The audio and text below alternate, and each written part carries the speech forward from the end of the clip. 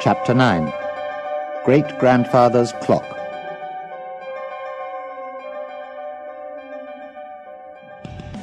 Megan sat at the other side of the desk and talked to Luke's secretary. Megan liked Mary. She was glad that Luke had someone like her to look after him. I was at home cooking and Luke telephoned me. He told me to come here because he had something to tell me. That's funny, because he isn't here. He went out in a hurry. But why don't you go and wait for him in his office? It's more comfortable in there. Yes, I think I will. She went and sat down in Luke's office. Then she noticed something. Oh, that's strange. His clock has stopped. It has never stopped in all the time he's had it. She walked over and looked at it. Luke had always loved the clock. It had belonged to his great-grandfather. It was a beautiful wall clock with a pretty brass face and old numbers. It had a long pendulum which gave a gentle tick-tock. And now, for the first time, it had stopped. Well, this will not do. You have to tick, my old friend. She opened the clock. There was a little key inside the door. Fancy Luke forgetting to wind you. He must have a lot on his mind if he forgets that. She reached down to the bottom of the clock to get the key, and she found a pile of papers. She laughed. Well, really, Luke, you're getting worse. You have an excellent secretary to look after your papers, and you leave them in an old clock.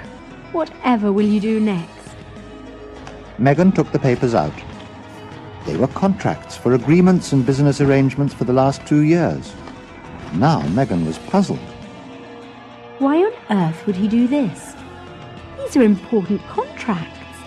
They shouldn't be in a clock. She looked down at the papers. They had the signatures of the people Luke had made the agreements with. Signatures, stamps, dates. Then Megan noticed something else. But what on earth? This isn't Luke's signature. This is Jake's. And so it was.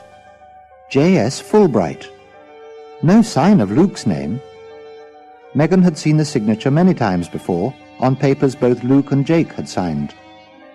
But these papers must have been signed in the last 2 years, after Jake died. Why is he using Jake's signature? Why isn't he signing in his own name? Then Megan realized something else. Only Jake could write that signature. It was a very personal one. Luke had often joked with Jake about it. Eccentric, Luke had called it. Well, it certainly was a strange signature. And certainly only one person could write it, and that was Jake Fulbright. But why? And how? Jake is dead. Jake has been dead for 2 years now. Hasn't he? Then Megan felt a sick feeling in her stomach. She looked at the ashtray and cigarettes on the desk. Jake's brand of cigarettes. She heard a voice in her head, the voice of the policeman in the hospital. We identified your husband because he was holding his wedding ring. Not wearing, holding. Megan remembered the many strange things that her husband had done since he came home. Building the office block, not the children's home. Forgetting Nathan's story. Not liking beef curry. Smoking. Your husband is dead, is what Rose at the tea party had said. Why had Luke been so angry about it? And what had Rose seen? Something was wrong. Horribly wrong. Megan took the contracts with Jake's signature and put them in her handbag.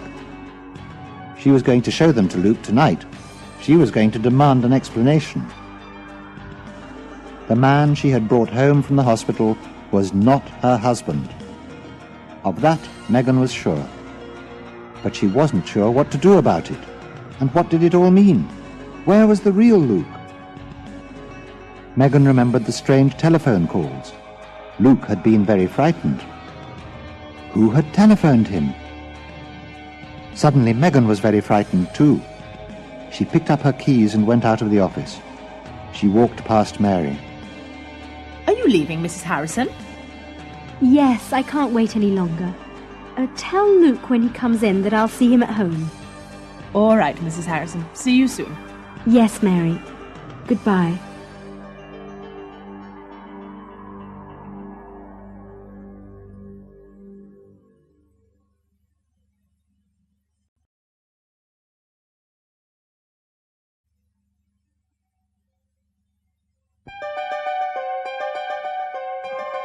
Chapter 10. The Chase.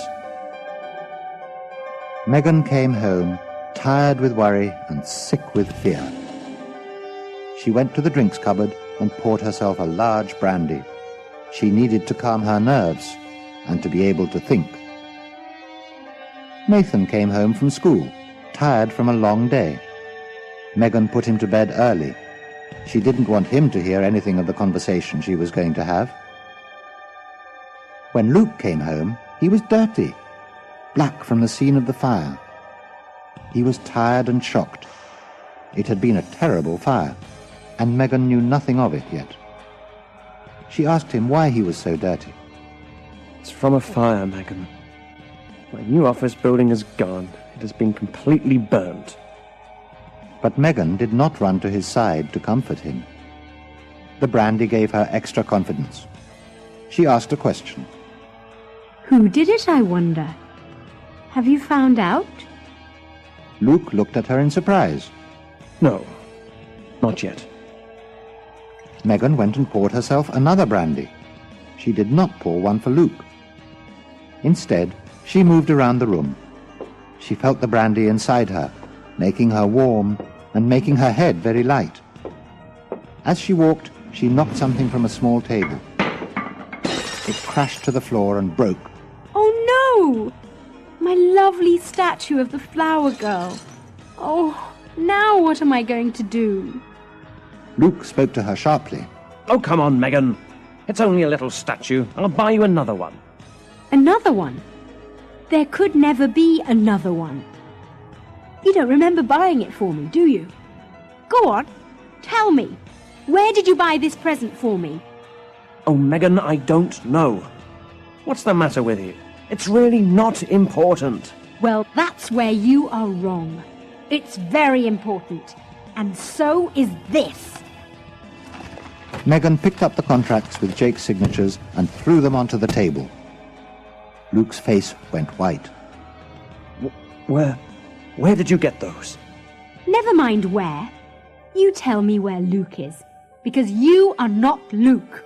You are Jake. You've been lying to me. But Megan didn't finish her sentence. She stepped back away from him because his hand came up, ready to hit her across the mouth. Megan cried out. No, don't you dare!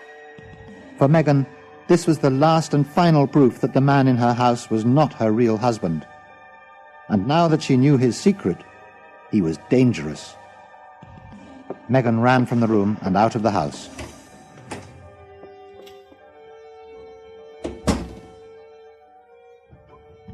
She got into her car and drove into the road. She needed to be away from him and to think.